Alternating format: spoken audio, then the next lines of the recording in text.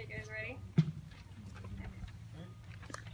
Everyone has a passion, and everyone's passions are unique. As I'm sure most of you know, my passion is horses. Today I will be showing you a little bit about my passion as I teach you how to saddle a horse. First of all, you need to get your horse ready to ride. To do that, you use a series of different brushes and tools to make sure that he's comfortable while you're riding him.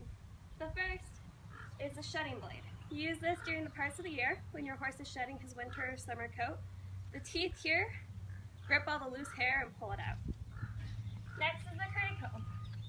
This also has tiny teeth, only instead of just pulling out the hair, it is also used to pull out the dirt. Unlike the other brushes that you use to follow the way that the hair lies, the curry comb goes in small circles to better pull out the dirt that's underneath. The next brush is the body brush. You simply use this to brush off all the loose hair and dirt that was brought to the surface by the other two. This strange looking thing is called a hoof pick. Use it to dig out all the dirt and rocks that get stuck in your horse's hoof to make sure that his hoof doesn't get bruised and he doesn't go lame. This metal part is what is used to dig out all the rocks that get stuck, while this soft part is used for the frog, which is the middle of a horse's hoof that is very sensitive and tender. The last brush is your mane and tail comb. It's self-explanatory, you use it to brush out the mane and tail. Now you're finally ready to actually begin saddling your horse. First on is the saddle blanket.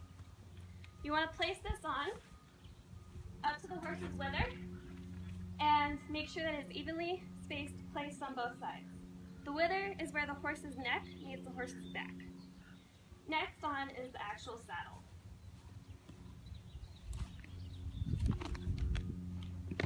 You want to make sure that the saddle is also far enough up the withers and that it is also evenly spaced and comfortable for the horse. This piece right here is called the cinch. It goes underneath the horse's belly, which I can't really do. But it goes underneath the horse's belly and is tightened using this piece of cloth here called a latigo. You want to make sure that it is very tight because it is what holds the saddle in place. Sometimes when you are tightening it, a horse will bloat, where he fills his belly with air as you tighten it, and when you're done, he expels the air and the cinch is looser than you think it is. To avoid this, you can double check your cinch before you mount up, which is a good thing to do. Last but not least is the bridle. This piece here is the bit, which goes into the horse's mouth, and is how you control your horse. So holding the bridle like this, you put your arm in between the horse's ears and guide the bit into the horse's mouth. Sometimes the horse will willingly open up his mouth, other times he doesn't. If he doesn't, you insert your thumb into his mouth in the area where he has no teeth and press down on his gums, which causes him to open up his mouth and you can place the bit in.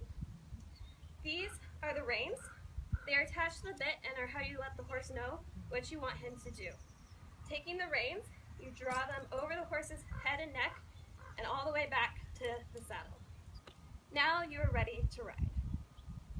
This is just the starting point of the many adventures that you can have with your horse and just the beginning of the sport that I love so much. Thank you.